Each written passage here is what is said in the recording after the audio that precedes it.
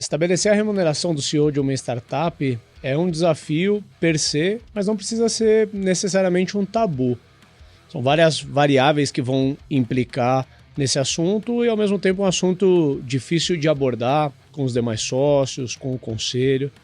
Para trazer um pouco mais de racionalidade para esse assunto, eu e o César, a gente dividiu a jornada da startup em estágios e trouxe sugestões e informações para a construção da remuneração do CEO em cada um desses estágios. Bora lá? César, pergunta bem direta aqui. Qual que é o ponto que os founders mais te procuram no particular para te perguntar?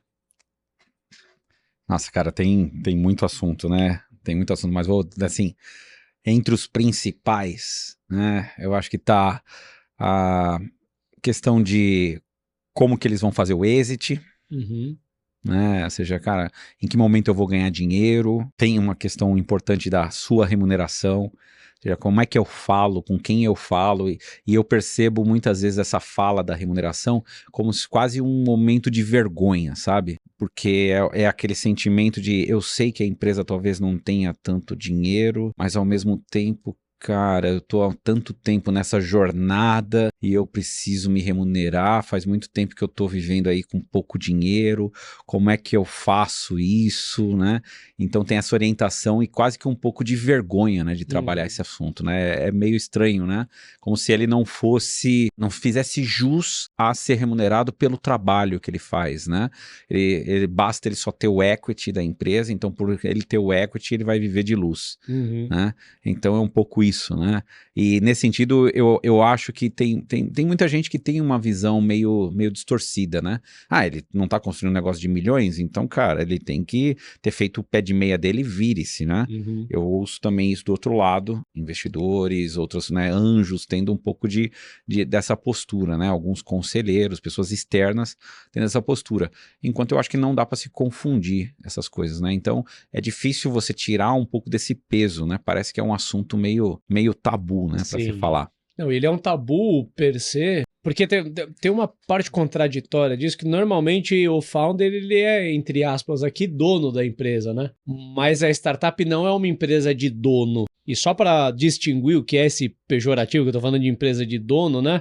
Muito se falava que as empresas do passado, elas eram criadas para dar dinheiro pro dono, né? Se tinha alguém que levava dinheiro no final do dia ali, era o dono. Que as startups, pelo fato de ter uma sociedade mais colaborativa, né? Você tem founders, você tem investidores, você tem outros sócios que vão se agregando ali, o founder acaba não arbitrando sozinho qual que é a remuneração dele. Então acaba sendo um tabu, porque você se sente dono da empresa em alguns aspectos, em outros não, né? Dentre eles você não pode determinar, ou não seria uma boa prática, e eu acho que com razão, né? Aqui, embora eu seja um founder, eu não tô falando isso em tom de crítica, né? Você não pode ir lá e mudar a sua remuneração a teu bel prazer. Tem um alinhamento, mas ao mesmo tempo ter esse alinhamento é difícil, porque o investidor, por exemplo, que é normalmente o investidor ou o conselho, que é normalmente quem vai aprovar esse aumento, não é necessariamente o teu chefe. Então, naquele momento que você vai falar da sua remuneração, você se sente o analista que vai com a pastinha debaixo do braço, bater na porta do chefe ali e falar: chefe, pô, acho que eu tô entregando tanto, eu economizei tanto dinheiro da empresa esse ano, será que eu não merecia um aumento, né? Você tem essa dificuldade de se ver nesse lugar. Isso acontece, né, Ricardo? Porque é comum em cláusulas, principalmente em estágios mais iniciantes de investimento, você ter uma cláusula, por exemplo, de vencimento antecipado do mútuo, qualquer coisa assim, vinculada ao salário do empreendedor, ou seja, a intenção, ela é boa assim, para deixar o seguinte, cara, eu não quero que o founder, ele é o dono da empresa, e ele é 100% a empresa dele, por exemplo, eu não quero que ele aumente o salário dele sem um critério, então vamos estabelecer aqui um critério, só que na hora que se estabelece que isso faz parte de um ritual necessário no contrato, se cria como se fosse um tabu nisso, será que eu tenho que tocar nesse assunto? Então fica uma situação realmente desagradável, né? Ou seja, cabe muitas vezes a nós que estamos do lado do investidor ter um olhar olhar diferente nessa situação. Vamos descascar esse abacaxi juntos aqui, então, e tentar trazer respostas aí para nossa audiência, sejam founders, CEOs, wannabes a founders, CEOs, de como que resolver esse tabu da remuneração. Não é um assunto complexo per se, não tem uma ciência exata, tem pouca gente na qual falar a respeito, né? Você pode conversar sobre isso com o seu cônjuge, você pode conversar isso com amigos, que se não tiverem no contexto vai ser mais um desabafo do que uma conversa com algum desfecho produtivo. Ao mesmo tempo, quem são os seus sócios são parte interessados, então às vezes você vai conversar com outros co-founders, eles também querem saber da remuneração deles, você vai conversar com os seus investidores ou com o seu conselho.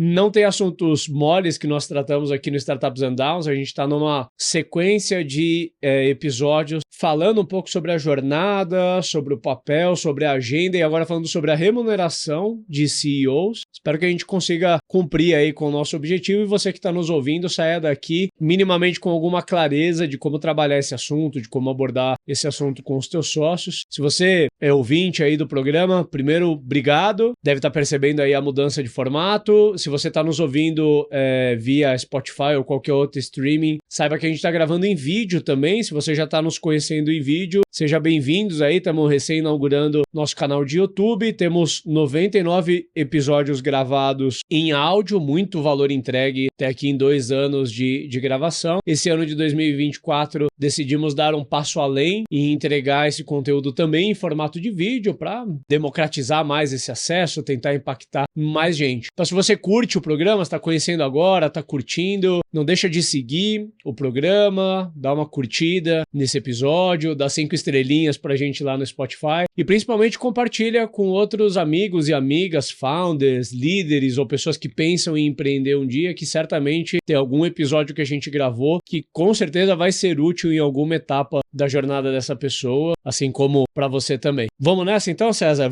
A gente vai separar, organizar por estágios, né? Quando a gente fala de remuneração, é um negócio bastante amplo, né? E provavelmente se a gente for como meros mortais aqui no Brasil, se comparar talvez com o salário do Jeff Bezos, talvez a gente tá anos-luz distantes, né? Então, eu acho que uma coisa que ajuda a trazer racionalidade pro assunto é a gente separar em estágios e a gente assumir que, né, um CEO de uma startup recém-fundada com 5 colaboradores é uma remuneração muito diferente de uma empresa com 500 pessoas, 1.000 pessoas. Né? Portanto, a gente vai separar aqui em estágios, começando pelo período pré-monetização, que eu acho que é o mais difícil de abordar, né? Porque se a empresa ela não tem dinheiro circulando, oxigenando dentro da própria empresa, como que ela vai remunerar as próprias pessoas que trabalham ali, os founders, inclusive? O principal problema no começo, né? Se a gente fosse falar dos 2 estágios, né? A gente tratou em outros episódios já sobre essa questão dos estágios, né? Esse estágio inicial que você tá ali quase na ideação, né? E você tá ali gastando um tempo para desenvolver o seu produto e tudo mais, o que você não tem ali é dinheiro. Uhum. Você ainda não vendeu o produto, você não tem ainda o produto. Só sai dinheiro. Só sai dinheiro. Esse é um período de investimento ali do empreendedor. Não existe nem o CEO ainda, né?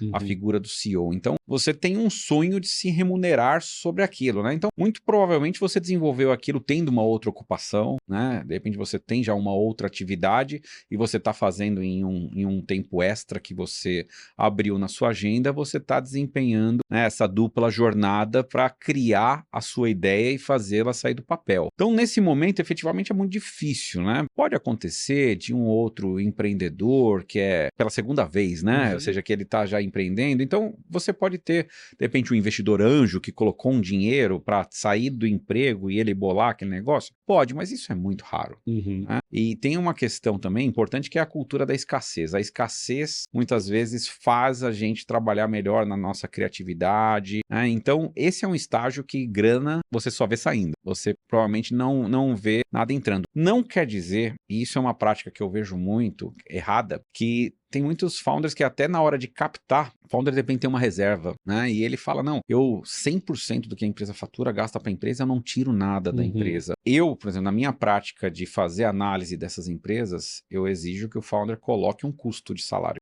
Porque não adianta ele me dar um resultado que é fictício se não tem o custo dele, porque existe o trabalho dele e algum valor isso precisa ser dado. né? Nem que seja, cara, nós estamos investindo esse valor, ele está investindo. É quase que esse quando valor. ele for remunerado, ele tira a empresa do break-even automaticamente, né? Então eu quero ter a situação real da empresa. Não Uhum. existe empresa que não pague salário para as pessoas que estão trabalhando. Então, esse é um conceito básico que precisa existir. Agora, logicamente, nessa fase, ainda nem existe praticamente a empresa, né? Ela é ainda um projeto. Né? Uhum. E é um assunto bastante difícil de abordar. Eu passei por essa experiência, posso contar um pouco do meu caso aqui, mas uma coisa que é fato dado é que investidor nenhum gosta de saber que ele está aportando dinheiro na empresa para remunerar os founders, né? Eu percebo que a primeira linha do Excel que o investidor nesse estágio vai olhar é quanto que os founders estão querendo tirar. E não que seja uma visão mesquinha, eu acho que tem razão nisso, né? Porque o founder pode estar viajando na maionese, né? Convenhamos. Às vezes startup fatura zero, ele já quer ter uma vida de conforto, muitas vezes alegando assim, poxa, mas eu já trabalhava 15 anos em grandes empresas, eu já tenho uma remuneração, mas ele tem que entender que ele abriu mão, né, daquela jornada, daquele emprego que ele tinha para começar algo novo, e que se ele tentar transportar a remuneração que ele tinha de uma carreira sólida em um lugar para dentro de uma startup que nem fatura, ele vai destruir com o caixa, e dificilmente um investidor externo vai querer aportar dinheiro para financiar isso, porque nesse estágio o que faz a diferença é a construção do produto e a atração, né? Uhum. E infelizmente o salário do CEO ganhar mais ou menos não reflete em mais produto, não reflete em mais tração. Então é um período bem perverso, assim, né, de encontrar qual que é o denominador. Se a gente fosse ser muito justos aqui, o denominador é praticamente zero, porque se a empresa ela ainda não fatura, e ainda que ela fature um pouco, vamos dizer que nesse estágio, a empresa ali fatura 5, 10 mil reais, Malemar paga um escritório e o custo de AWS por mês, né? E eu acho que ainda durante um período os founders acabam até amargando que vão trazer, às vezes, algumas pessoas que precisam vir, né? Às vezes um dev sênior, uma pessoa de vendas experiente naquele segmento que chega até ganhando mais do que o próprio CEO e que tá tudo bem, né? E isso aqui, eu acho que a principal mensagem aqui que é importante é empreendedores que estão começando, né, a sua jornada, eles têm que estar preparados que isso é uma jornada longa no início de você viabilizar o seu produto. Não adianta você achar que eu tive uma boa ideia, eu vou conseguir captar dinheiro porque eu tive uma boa ideia. Eu tenho mentorias que eu faço para algumas empresas que o empreendedor, ele pegou as suas economias, investiu durante um ano para desenvolver o produto e agora chegou no momento que as economias já não existem mais, a empresa ainda não tracionou, ele praticamente está validando ainda o produto, está finalizando a validação e ele está naquele dilema de que um ano talvez do trabalho dele ele vai ter que abandonar porque ele vai ter que voltar para o mercado de trabalho ou ele está tentando buscar uma ocupação part-time. É importante que o empreendedor no início ele entenda que como CEO ou como até o empreendedor, você nessa fase você não vai receber nada. E se você não tiver algum background, que seja o familiar que está trabalhando, né, a sua esposa, o seu parceiro que está trabalhando, de alguma forma você tem que se sustentar, porque provavelmente da empresa nesse estágio você não vai retirar nada. Acho que isso puxa um gancho, né, para a gente tentar ser criativos aqui e assumindo que startup vai remunerar algo muito próximo de zero, como que essa pessoa ela se mantém ali por um tempo, e todo mundo passa por isso, né? Isso é uma coisa importante de mencionar. Eu passei, meus colegas aí que empreendem também, conheço um pouco da história de cada um deles e todo mundo viveu esse período, né? Tem esse exemplo que o César falou, muitas vezes você conhece dentro de casa ali se organizar e faz conta com o cônjuge e segura as pontas durante um tempo com uma única remuneração. No meu caso, a minha esposa, ela já tinha abrido mão da carreira dela antes, porque a Hamper é a minha segunda empresa. Então, quando eu tinha a Siteina nos seus tempos áureos já me remunerava o suficiente para eu conseguir bancar a minha casa com 5 pessoas. Não tinha uma vida de luxo, mas eu conseguia pagar as contas ali. E como eu já tinha 3 filhos e empreendi, a nossa decisão dentro de casa era que minha esposa ela abriria a mão da carreira para se dedicar à nossa família, ao passo que eu poderia me dedicar ainda mais para o empreendimento que eu estava construindo ali, principalmente para a família também, né? Quando eu comecei a Hamper, eu já dependia dessa remuneração. E eu, honestamente, não tinha feito um colchão, que seria uma segunda forma de a pessoa se financiar, né? Eu percebo, talvez o que eu mais vi em comum na história de colegas que empreendem é a pessoa, ela teve uma carreira sólida dentro de alguns lugares, conseguiu guardar algum dinheiro e ela tem algo como assim, eu consigo me financiar por um ano, se a startup não vingar em um ano, eu vou ter que voltar para o mercado e procurar. Acho que esse é o ponto mais comum. Mas o meu caso em específico, eu não tinha colchão nenhum, eu já estava no risco empreendendo há um bom tempo, mas eu tinha a vantagem de que a minha empresa anterior era uma empresa de serviço e ela me proporcionava, né, que eu atuasse nos clientes. É claro que quando eu decidi me dedicar full time a Hamper, eu desinvesti a Siteina, que era a minha empresa anterior, porque para mim não fazia sentido eu manter o risco de ter um monte de colaboradores CLT, um monte de contratos com clientes, sendo que eu já ia me dedicar, a empresa ela não tinha ganhado musculatura a ponto de falar, não, eu como founder eu vou migrar para o novo negócio, essa empresa vai continuar existindo. Para mim estava muito claro de que eu sair seria destruidor para a empresa. Sim. Portanto, eu comecei a desconstruir essa empresa ao passo que eu estava construindo a Hamper, basicamente usando os mesmos tijolinhos, né? Só mudando eles de lugar. Mas uma das vantagens que eu tinha é que boa parte dos clientes da Siteina me conheciam muito bem a nível pessoal. Eu deixei claro de que com operação de marketing eu não conseguiria mais atender, né? Eu tinha uma operação de agência com gente de criação, de programação e etc. Deixei claro que eu não teria mais isso, mas que eu, Ricardo, como alguém com uma cabeça de executivo de marketing, estaria disponível para fazer algumas consultorias. E eu acabei encerrando a agência, que devia ter ali seus 30, 40 clientes, acabei ficando com uns 4 ou 5 apenas, que eu conseguia atendê-los com um FII maior, com uma hora de valor agregado maior. Eu não entregava com operação, eu entregava com consultoria. E esse dinheiro de consultoria eu aportava ele na Hamper e eu pagava não apenas a mim, mas pagava o meu sócio na época também, o que era completamente justo, porque ele também estava all-in. Sim. E diferente de mim, ele não tinha disponibilidade de prestar consultoria. Na verdade, no caso dele, naquele estágio nem sobrava tempo. Eu ainda conseguia estar part-time na Hamper, dando um buffer ali pro produto, para as coisas que estavam acontecendo e o resto do tempo prestar consultoria. Mas ele tinha que estar dedicado, então eu precisava conseguir arrecadar com a consultoria de forma que remunerasse os dois founders que estavam. Deu certo, não foi fácil, muitas contas atrasaram, virei campeão do cheque especial nessa época, mas estamos aí para contar a história, né? Eu lembro na transição dessa primeira fase, né? Você já tinha validado o produto e a gente se conheceu quando você já estava na segunda fase da startup aí, que seria essa pré-escala, né? Uhum. Então, lembro que eu conheci vocês, você era quem vendia, quem fazia, né, tudo funcionar, e o sócio era quem fazia a parte do software rodar. E eu lembro muito bem, né, nessa fase, né, foi uma coisa legal que a gente fez, eu acho que é uma prática que a gente pode compartilhar aqui, né? Eu lembro que você já abriu o jogo logo de início pra gente, falando, olha, eu tenho 3 filhos e eu preciso de tanto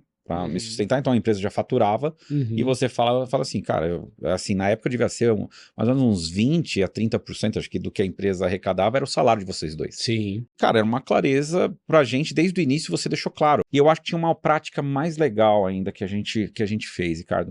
E você colocou, não sei se você lembra na época, que você colocou que aquilo nem era o suficiente, aquilo era o teu mínimo aceitável. Uhum. E que já era muito mais alto do que a gente via em outras startups. Sim. Enquanto a gente via o pessoal ganhando, vamos falar mais ou menos em números assim grandes, R$5 mil. Uhum. De repente você falava que o teu era 10, 15, não lembro quanto que era, mas era bem mais alto do que o restante, né? Sim. Mas eu acho que é a prática que eu acho que a gente pode colocar aqui como legal. Em primeiro lugar, o trabalho do CEO precisa ter um valor, né? Do empreendedor e depois ele se transformando no CEO. Mas precisa ter um valor. Se a empresa não consegue absorver aquele valor, se discute quais são as alternativas em torno daquilo. Mas se deixa colocado que existe um valor por aquele trabalho. Então tudo bem, eu tenho dinheiro guardado, eu não preciso receber nada, mas existe aquele valor ali setado. Ou eu vou receber parte disso. Ou de repente, até esse valor, pelas condições que eu tenho, ele até fica um pouco aquém da minha real necessidade. Uhum. Mas precisa se abrir, ou seja, essa discussão, ela é saudável.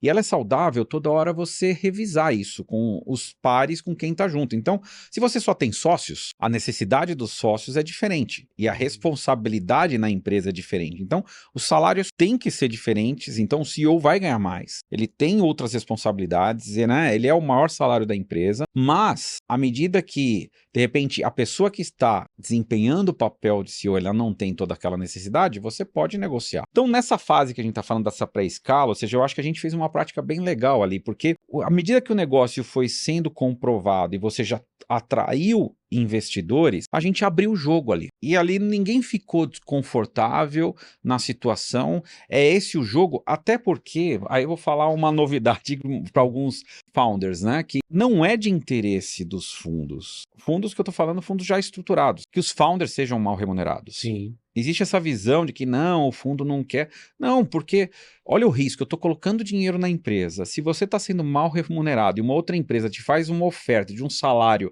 de mercado muito bom, eu só estou te segurando pelo equity, pelo futuro da empresa. Se tiver algum problema você balançar, você sai fora e aquele meu dinheiro simplesmente foi perdido. Sim. Você tem vários pontos ruins do voto de pobreza, né? Que a gente brinca, né? Que muitas vezes o investidor espera que o founder vai fazer um voto de pobreza, que é se o fundador, e eu conheço muito bem essa dor, se a conta sua na pessoa física não tá fechando, horrível. Você não tem paz de espírito para dar o seu melhor na empresa. Esse founder, ele pode compartilhar a atenção dele tentando pegar bico por aí. Se bobear, o camarada vai dirigir aplicativo e nada contra, né? Precisar fazer, estamos aí para fazer, mas a pessoa tá tentando empreender o negócio, tirar um negócio do zero e precisando usar o tempo dele livre para arrumar alguma outra remuneração, fazendo freela, qualquer coisa que seja, ele compromete muito, né, a chance de sucesso da empresa. Sim. Então tem esses recortes, né? Quando você tá sozinho é uma coisa, quando você tem sócios, precisa estar decidido isso, precisa estar definido. Quando você tem investidores, também precisa estar definido. E faça esses recortes. Quanto é que vale o show? Quanto que dá pra gente pagar pela situação da empresa e quanto que é o mínimo que eu preciso. E aí, em torno disso, vocês precisam acertar o que é viável. Ter alguma coisa que não é o mínimo é muito ruim. Falar que não dá para pagar porque a empresa não está nem pagando suas contas, cara, se ela estivesse pagando suas contas, não precisava de investimento, né? Você não ia procurar investimento. Se ela estivesse pagando as contas, você ia procurar investimento só para crescer, você estaria recebendo seu salário. Essa situação, ela precisa ser discutida de forma madura pelas partes e precisa se preparar um plano. Agora, se você não definir isso logo no início, nas próximas fases você começa a enfrentar problemas. Com certeza. Vou dar uma dica aqui, você comentou do período que a gente se conheceu e tudo mais, eu acho que eu sempre falo isso, tem um mérito seu, do Fábio também, né, que na época fizeram um investimento na Hamper, que já era a maturidade de vocês, de entender os diálogos eram muito mais fáceis. Mas tem uma passagem engraçada, aqui é uma dica para founders que estão nesse estágio, se o investidor te chamar para almoçar, você manda o invite e você escolhe o lugar, porque teve uma vez que eu fui almoçar com um potencial investidor que me levou para comer um galeto na casa do ator e eu que paguei a conta, eu saí do restaurante já ligando para minha esposa falando, esse mês a mensalidade da escola vai atrasar dos filhos porque eu comi um galeto aqui que vai... mas tem investidor que é meio sem noção, né, cara? É meio nesse sem noção. Estágio... pega o cara que o cara tá... Só porque fala, mas o cara tá querendo meu dinheiro, ele tem que ter essa gentileza. Eu nunca tenho essas gentilezas. Quando... Se alguém quer me pagar alguma coisa, cara, eu resisto o máximo. Não. E tento resistir, né? E principalmente com founder, né? Você tá olhando, né? O founder tá ali, cara, vendendo, né, o almoço para poder jantar. Literalmente. E aí você fala, cara, como é que eu vou fazer? É impossível fazer um negócio desse, né? Desse dia em diante eu já mandava invite com girafas no endereço ali para não ter erro. Era R$15 e tava tudo certo. Bobeasse eu ainda pagava o do investidor. Ou fala que não almoça, né? Tá aí de não, já almocei, né? Tô tranquilo. Mas isso é uma prática, tá? Ou seja, eu fazia isso de repente, cara, eu não queria almoçar, eu não queria gastar dinheiro com almoço, então não era ideal pra mim, eu não marcava reunião no almoço. Sim. Vamos almoçar tal? Não, cara, vamos depois do almoço. Perfeito. Porque daí não tinha esse risco também de eu ficar constrangido, de ter que pagar a conta pra alguém que eu efetivamente não queria. Sim. E dentro desse discernimento que eu citei, que vocês já tinham quando vocês fizeram investimento na Hamper, eu cheguei já cedo abrindo o jogo, porque eu tive um pequeno trauma com um fundo anterior que chegou quase às vias de fato fato com a gente, mas que eu percebi que quando estava para acontecer, pediu a planilha de custo e chamou depois eu e o meu sócio da época para uma reunião para falar especificamente da remuneração. E deixou muito claro assim, olha, founder nesse estágio, no máximo R$ 4.000. E eu falei para ele, poxa, eu já fiquei pensativo assim, eu falei, até teria espaço para diálogo, né? Porque eu falo, pô, fazer o seguinte, então você liga para minha esposa, se ela aceitar, que a gente vai viver com R$ 4.000, tá tudo certo, a gente faz um negócio aqui, porque, né? Mas tirando isso, eu fiquei muito preocupado com, assim, se a relação nem começou e já tá sendo arbitrário esse ponto, e me parece que não tem interesse nenhum, parece que a gente tá adotando uma verdade de mercado, porque veio dessa forma, né? Founders nesse estágio vivem com R$ 4.000. Sim, se pegar um camarada de 20 anos que tá morando numa república ou que mora aí na casa dos pais, R$ 4.000 ele até guarda um dinheirinho. Agora, um cara com 3 filhos e esposa em casa, a gente sabe que não vive, né? Com 4 mil. Então, eu senti que faltou espaço para compreensão, para o diálogo. E falei, poxa, se na primeira conversa, já penso assim, que bom que já apareceu aqui agora, porque o sócio já revelar as cartas logo de largada. Na conversa com vocês, eu já senti que isso poderia ser um deal breaker e já expus cedo. Falei, olha, tem essa questão, né? Eu tenho essa situação de vida, eu já tinha uma outra empresa, eu tô tentando fazer a transferência, né, da minha pessoa da folha de pagamento da anterior para essa. Para mim, encerrar a empresa anterior é positivo, porque ela vai ser ela vai disputar tempo com a empresa principal, e com vocês já foi uma conversa mais fluida. Então, tem essa questão do estágio, do voto de pobreza, que é esperado que o founder viva de equity, mas eu acho que tem uma parte de compreensão e de contexto que tem que ser levado em consideração. A palavra-chave é contexto.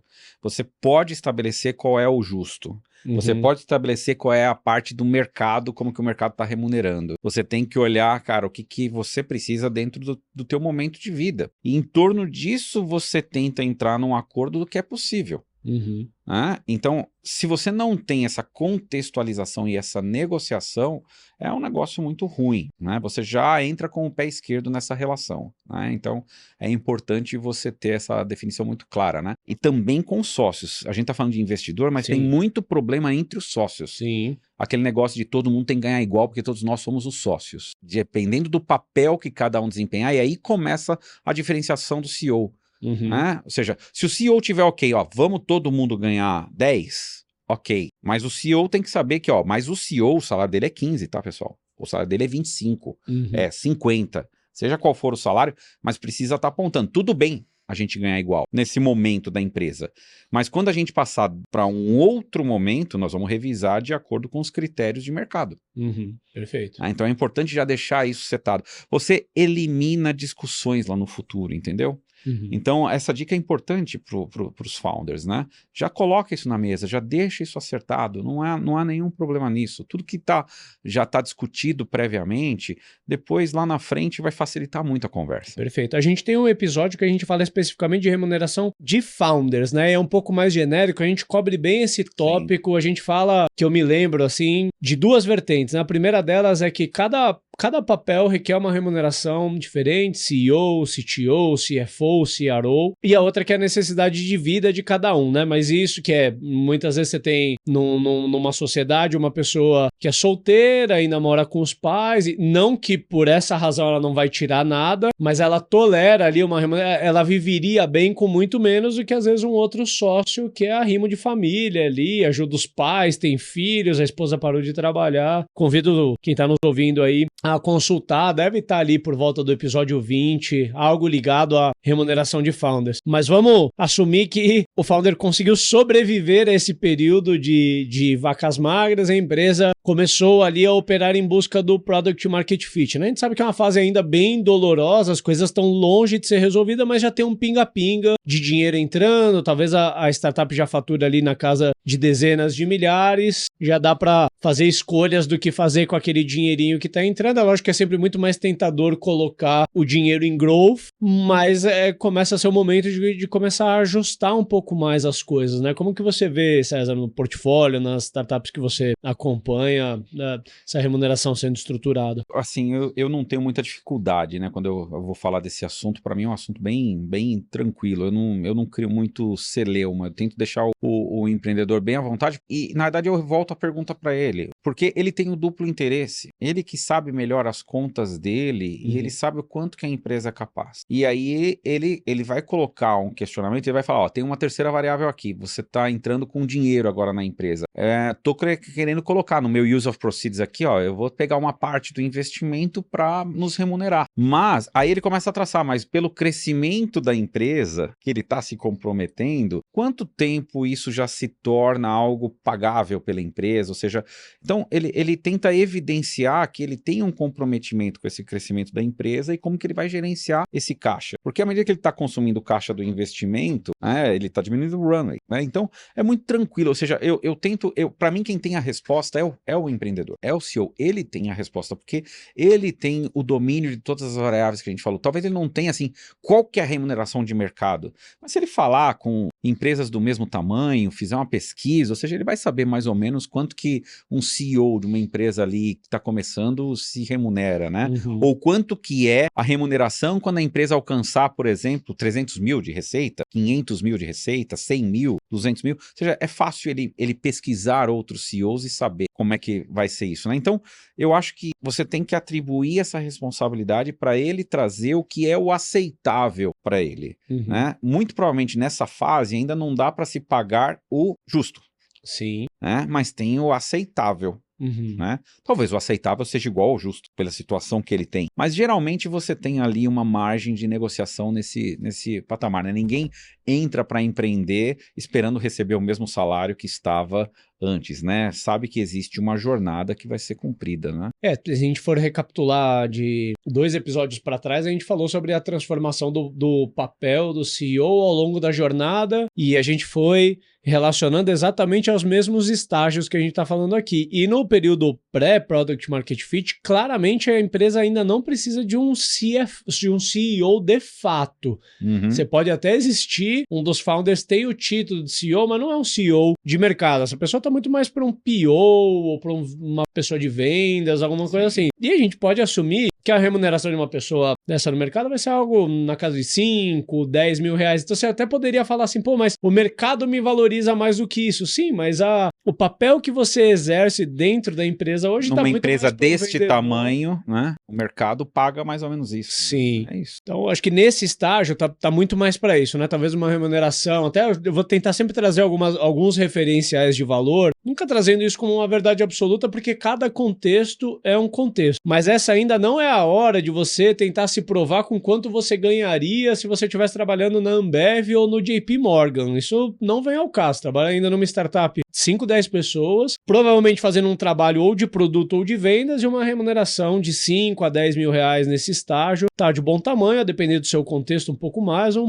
um pouco menos. Perfeito. E uma coisa importante, né? A gente apresenta as ferramentas aqui, nunca induz ninguém a seguir uma ferramenta, principalmente se isso não tiver em compliance, né? Com o que a empresa precisa seguir. Mas nesse estágio é difícil também que os sócios consigam fazer as retiradas devidamente. Muita gente pergunta sobre isso, né? Pô, como que eu faço a minha remuneração? Uma coisa que é importante a gente ter claro, o dia que a gente converte de fato em pró-labore, a gente passa a custar, né? Para você receber o que é o teu ideal no líquido, você custa quase o dobro, assim como é parecido com um colaborador CLT, né? Então, como sócio, você pode encontrar outros mecanismos, talvez como fazer retiradas no começo e joga para no futuro você corrigir. Talvez você tirar no formato de PJ, até enquanto você ainda não tem um papel executivo dentro da empresa, você pode se enxergar como um prestador de serviço de uma empresa que ainda está acontecendo e quando a empresa materializar de verdade, estiver faturando ali umas centenas de milhares, aí você regulariza isso, né? Então, não induzindo aí por caminhos menos compliance, mas apresentando ferramentas. Eu acho que nesse momento, desde que haja permeando ali dentro da lei, né?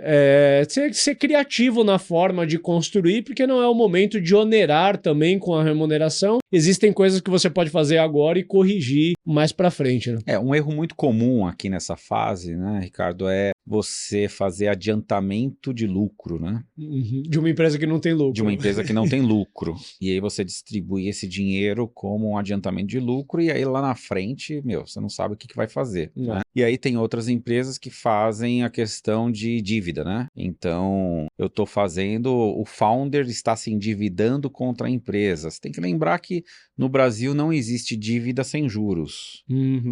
Então, se você for fazer isso, e se lá na frente você for perdoar, dependendo do regime de tributação da empresa, você pode ter ali impostos a pagar da empresa. Então, ou seja, é sempre bom você consultar um contador previamente, para você saber como proceder isso corretamente. Senão você tá criando um problema, e eu já vi rodadas terem algum tipo de punição, né, ali, né, no valuation, porque tem lá R$1 milhão de distribuição de lucros de que não existiram pendurado lá no balanço da empresa.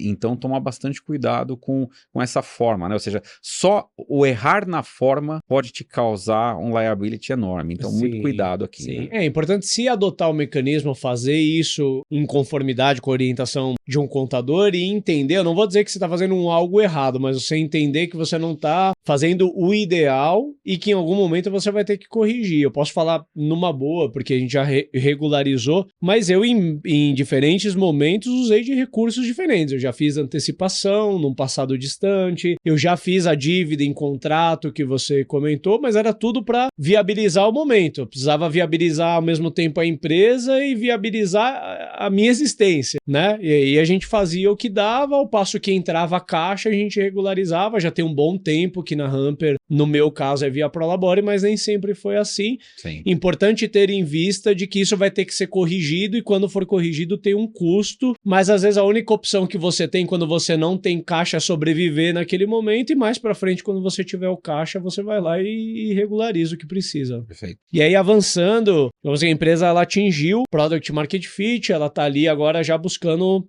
próximo nível de escala, de eficiência. Ali a empresa ela está começando a se materializar de verdade, o fluxo de dinheiro já é um pouco mais previsível, muito provavelmente a empresa ela já está faturando na casa das centenas de milhares ali. Ali ela começa a ter a demanda de um CEO, né? Talvez não um CEO de mercado, full time dedicado, mas daí passa a valer um pouco mais. Eu acho que nesse momento a coisa ela começa a ficar um pouco mais calibrada, um pouco mais par e passo com o mercado.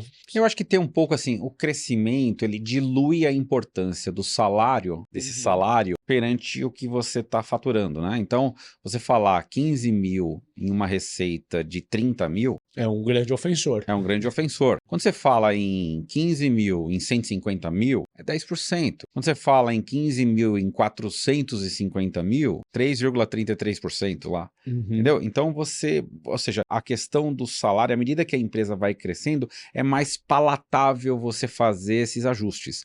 Mesmo a empresa precisando de dinheiro para cobrir isso, ou seja, a empresa ainda está queimando caixa. Só que esta queima de caixa, ela é diluída, a queima está muito maior, ou seja, tem outros desafios, né? E aí você começa... A fatura do Google Ads é maior do que o salário do CEO, a fatura da AWS é maior do que o salário do CEO nesse estágio. E é lógico que vai acontecer, por exemplo, o que acontece muito nesse estágio, Ricardo, é um pouco do que você falou da variabilidade, ou seja, a gente viu isso muito durante a pandemia, tá?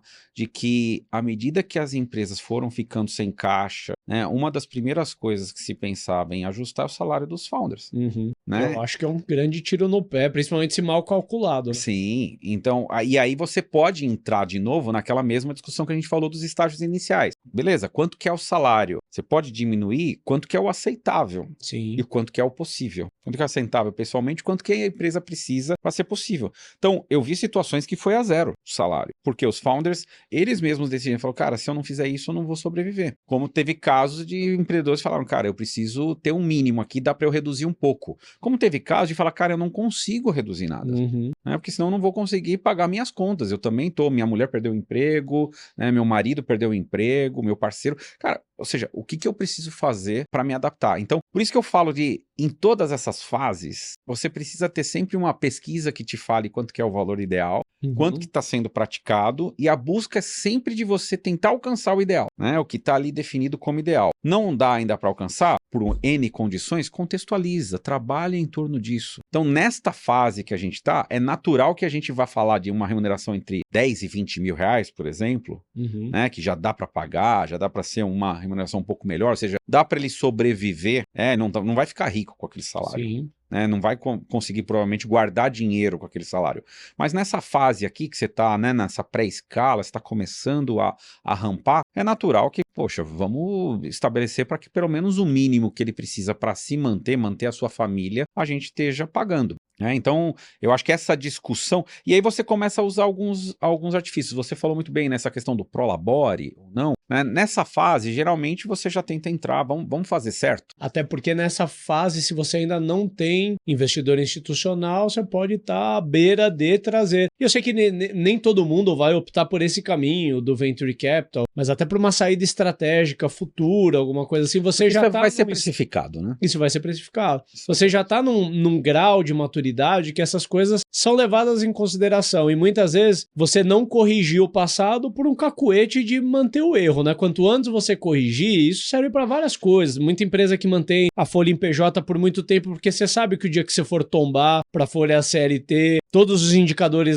de eficiência da empresa vão mudar, mas é uma conta que você vai ter que pagar em algum momento. Quanto mais tarde você deixar para pagar, pior é. E aí, o dia que chegar o momento de você sentar frente a frente um investidor institucional, a um estratégico for fazer uma compra parcial ou total da tua empresa, você vai ter que lidar com esse liability de uma vez só, vai ser muito mais doloroso, né? Sim. Enquanto você está tomando risco para si é uma coisa. Uhum. Quando você está trazendo outros para tomar um risco que para você é aceitável, não quer dizer que os outros têm que aceitar, né? Então, essa é a questão. Agora, tem uma prática aqui que é muito comum nessa fase aqui, é de você trabalhar um pouco um pacote de benefícios, né? Você ter, então hoje o pessoal chama de flex, alguma coisa assim, mas você ter um pacote de benefícios um pouco maior, vamos pensar um limite aí de 30% dessa remuneração global, na qual a empresa paga um plano de saúde, dá um ticket refeição, um ticket alimentação, né? Alguma coisa maior, né, que ajude o empreendedor de alguma forma a não precisar pagar altos impostos e isso ser considerado como um benefício, ou seja, então tem muita gente que já pratica isso, tem muito contador e advogado que é muito mais especialista do que a gente aqui, vale a pena, né, se você está nessa situação, né, se o empreendedor estiver nessa situação, consultar o seu contador, o seu advogado, mas é uma prática comum que existe de você tentar parte da remuneração ser através de benefícios, né, a empresa, ela paga diretamente alguns benefícios para o empreendedor, né, para o CEO, né? Acho que para fechar esse ponto e esse estágio, né, da pré-escala, eu acho que nesse momento a gente precisa conseguir pensar com a cabeça de executivo e também com a cabeça de acionista, né? Isso ficou muito forte para mim na hora que você falou, citou um exemplo, por exemplo, de crise, e cada empresa vai fazer a sua opção, né? Mas tem empresa que reduz, sei lá, 30% do salário dos executivos, tem empresa que reduz a zero. Esse é o momento de as pessoas elas olharem como executivas e também como acionistas, porque de nada adianta manter a remuneração por mais 2, 3 meses e destruir o ativo, que é onde estaria o grande upside, né,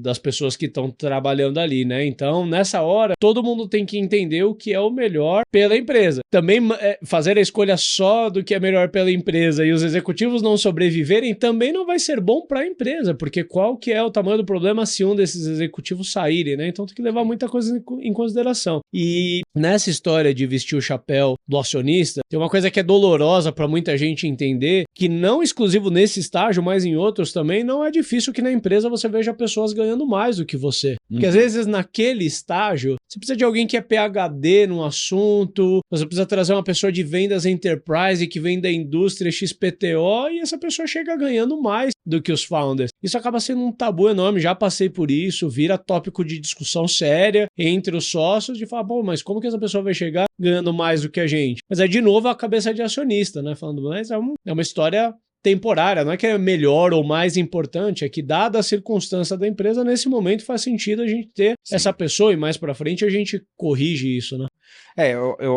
A gente já está passando, né, no exemplo que você passou, já estamos falando já de uma empresa que dessa pré-escala já entrou na escala. Então ela já é eficiente, ela já está, né, já está bem estabelecida, né? E essas discussões elas têm que ser feitas de forma madura, né? Então você pode estar carregando, né, pessoas que estão recebendo mais do que você, porque você, cara, concordou com aquilo, você está tranquilo com aquilo, mas em algum momento, se essa empresa já entrou em escala, aí você, quando fala de remuneração do CEO, aí você já começa a trabalhar numa remuneração mais ideal, mais próxima do ideal. Então, você vai corrigir essas distorções que ocorreram durante o trajeto da empresa. Desde que essas discussões tenham sido feitas de forma aberta, saudável, elas não são um problema. Você deixa de ter um problema. Né?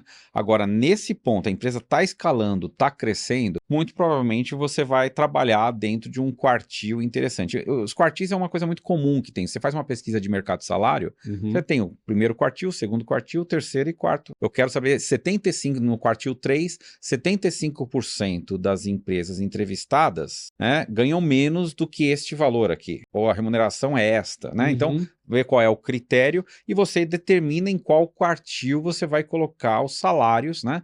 E nisso entra o salário do CEO.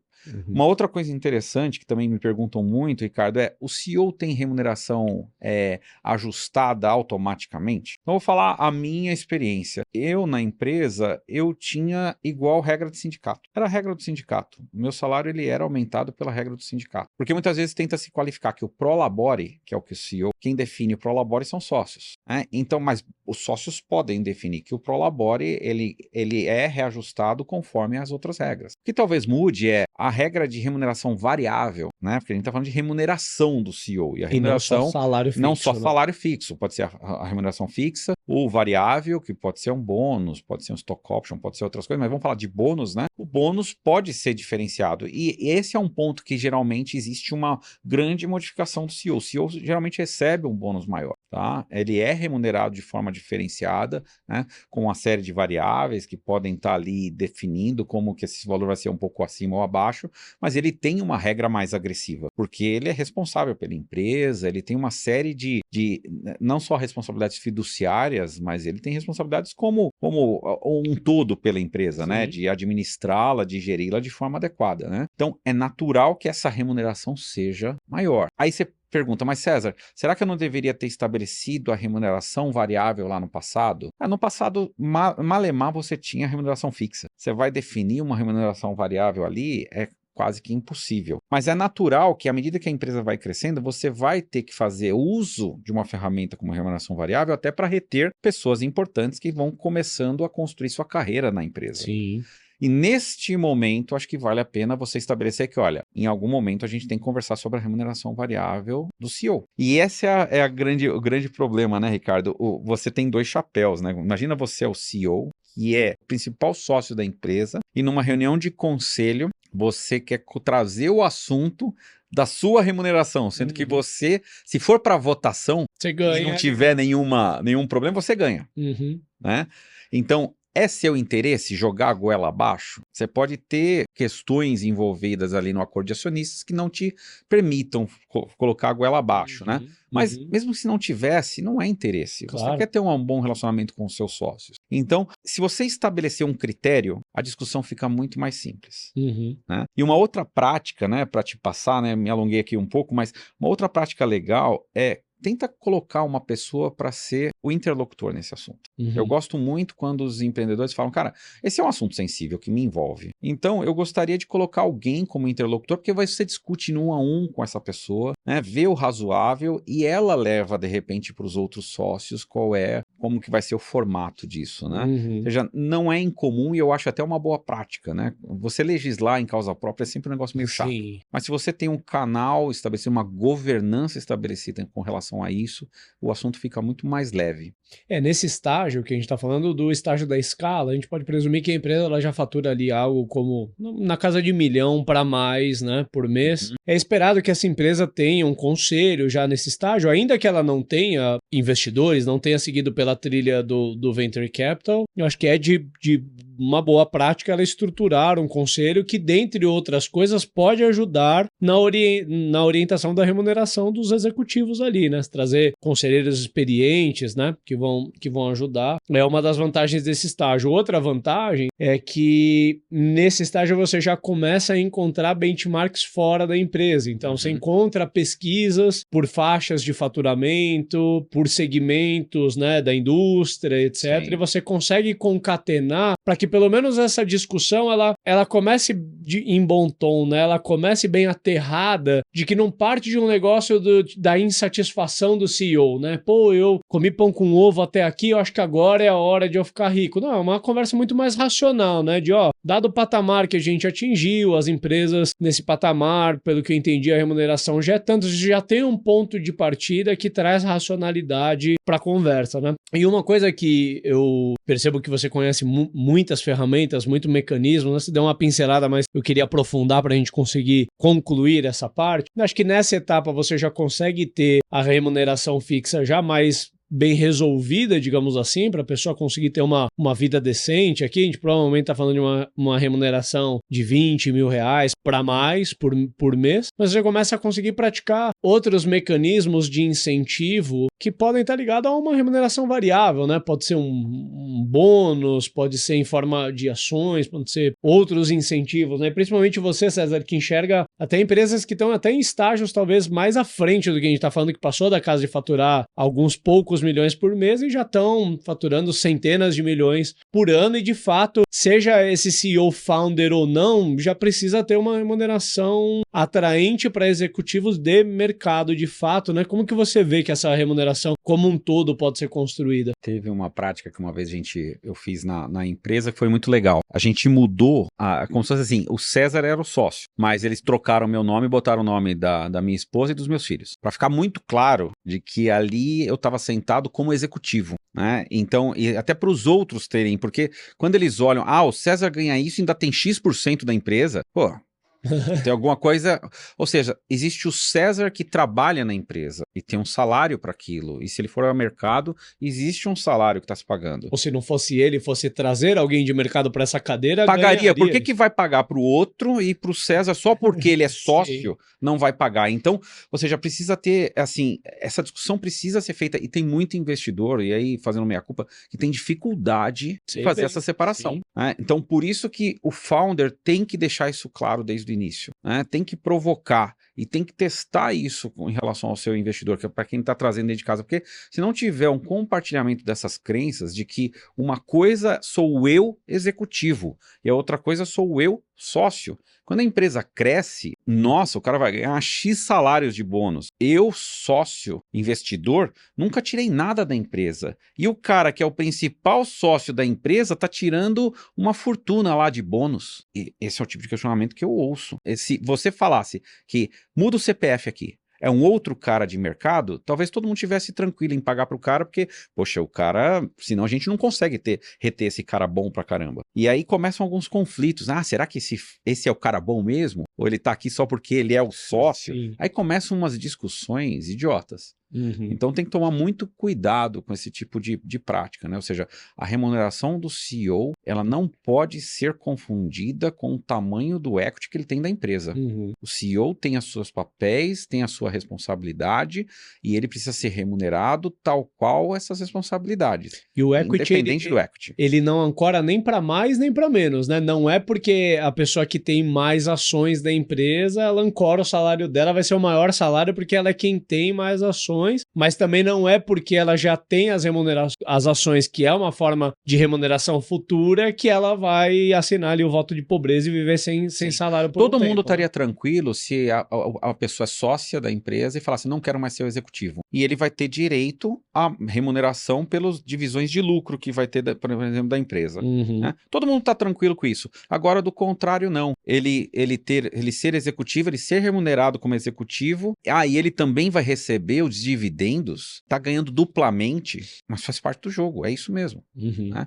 Então tem que tomar muito cuidado, essas coisas precisam ser bem esclarecidas para evitar conflitos. Né? É um assunto espinhoso aí, né? Vamos tentar fechar aí com os nossos ups and downs. O que você traz aí de primeiro down pra gente? Investidor que quer que o founder faça voto de pobreza. Para mim, esse é um down, assim, absurdo.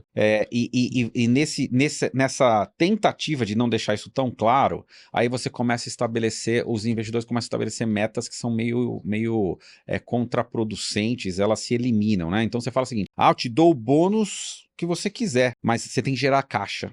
Porra, a empresa tá crescendo ainda, tá investindo pra caramba pra crescer, tá gerando prejuízo, e aí então você coloca uma condição que elimina todo o trabalho dele. Então ele sabe que ele vai trabalhar, então ele pode fazer a empresa crescer 300%. Para crescer 300%, custou. Claro. Custou caixa, custou investimento. E, ele fez 300%, mas como não gerou caixa, então você não vai receber nada. Cara, isso não existe, né? Isso é um negócio assim, cara, para fazer uma regra dessa é melhor falar, não vai ter bônus.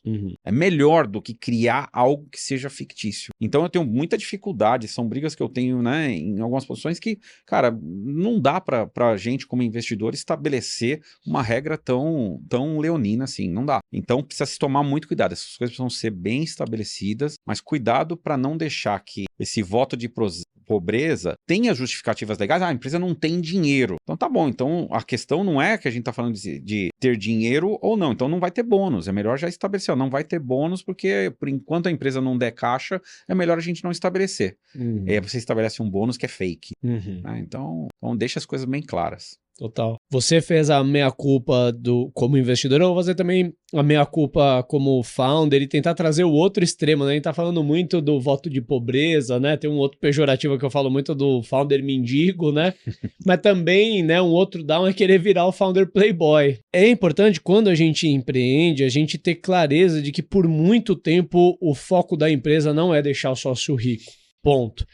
E eu já peguei na fala de muitos founders aquela história de que, com o perdão do francês aqui, fala, pô, me fodo tanto que eu poderia me dar o luxo de dirigir um carrão. Eu falo, putz, cara, se você tá pensando dessa forma, você tá com incentivo completamente errado. Você tá querendo compensar o seu excesso de trabalho, o seu excesso de frustração com bem material, já tá errado por princípio, né?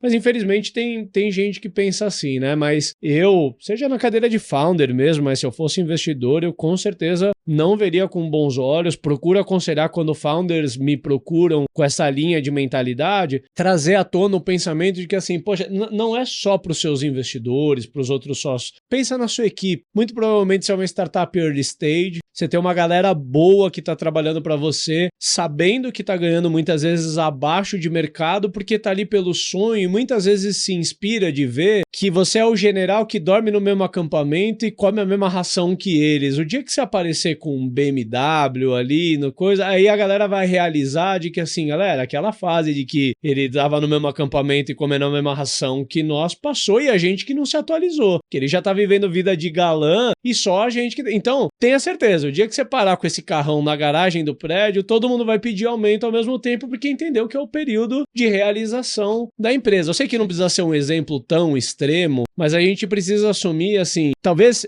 rico mesmo, o empreendedor ele vai se tornar quando ele tiver algum evento de liquidez, né? Ele conseguir construir uma riqueza, não vou dizer que é impossível, mas dada a janela de tempo de uma startup early stage, vamos dizer, startup tem ali 5 anos de vida, sendo que os primeiros anos malemar tinha dinheiro para se financiar, de que jeito que ela vai transformar um sócio rico? Portanto, se você entrou nessa jornada mirando ficar rico cedo, você escolheu definitivamente a profissão errada, tá? Algum dia, possivelmente, você vai construir patrimônio, vai construir riqueza, mas vai ser com muito trabalho duro e você vai ter que maturar a empresa a ponto de ela ter valor de mercado e proporcionar uma liquidez para você. Vou puxar aqui o primeiro app aqui. A gente falou isso durante quase todo o episódio, né? Ter tudo pré-acordado, ter estabelecido algumas coisas. Mas eu não tô falando que você precisa ter o contrato de tudo isso, sabe? Aquele monte de contrato, mas precisa ter uma política. Se a empresa tiver uma política, que é uma prática, essa política foi compartilhada com todos, e você, numa due diligence, você já deixa, existe essa política e essa é a regra. Se você publicou essa política, passou e eles aprovaram essa política, cara, você não precisa questionar mais ninguém, a política está aprovada. Desde que não tenha nenhuma regra no seu acordo de acionistas que está indo contra aquela política, a política está aprovada e pronto. E nessa política pode estar envolvido o salário do CEO, pode estar envolvido, então, os triggers que você vai usar para ajustar, tudo mais, tendo a política, tendo isso comunicado com todo mundo. Agora, não esconda. Crie, publique e deixe ciência de todo mundo que existem as regras e como que essas regras vão funcionar. Isso facilita demais as discussões no futuro, né? Porque você já vai partir de algo já pré-acordado. Então, acho que isso que é a facilidade. E isso até te ajuda se você precisar não cumprir aquilo. você vai falar, olha, a gente tem isso acordado, mas eu não vou conseguir cumprir esse ano por algum problema que teve na empresa, então eu estou entrando com um outro formato. Ter as coisas pré-acordadas, eu acho que é uma prática extremamente positiva aqui quando a gente fala de remuneração do CEO. O meu up, eu vou reforçar o ponto dos mecanismos, sempre tomando muito cuidado de que a gente não está querendo incentivar ninguém a fazer algo errado, né? Eu acho que cabe a cada um consultar com seus contadores e advogados a legalidade de cada ferramenta dessa, né? Mas muitas vezes quando a gente empreende pelas primeiras vezes, a gente ainda carrega aquela mentalidade de CLT, de rapidamente construir uma remuneração fixa, segura e etc. E se tem uma coisa que empreender não é seguro, né? Portanto, você já tomou essa decisão. Não adianta você ficar no meio do caminho, assumir uma carreira de alto risco, mas querer ter uma remuneração segura.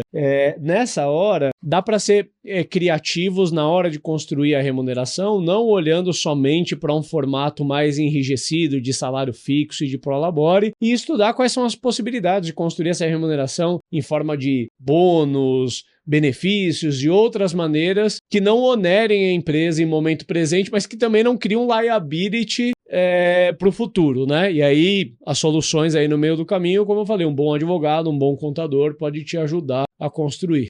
Muito Fechou? Bom. Fechou. Valeu, cara. Até o próximo. Valeu. Valeu, pessoal. Um abraço. Abraço a todos.